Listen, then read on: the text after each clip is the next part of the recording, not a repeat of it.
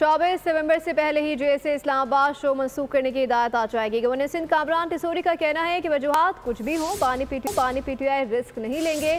तुर्किया पाकिस्तान के साथ तिजारत का राब्ता बढ़ाना चाहता है। आर्मी चीफ की ख्वाहिश है कि पाकिस्तान में सरमायाकारी हो।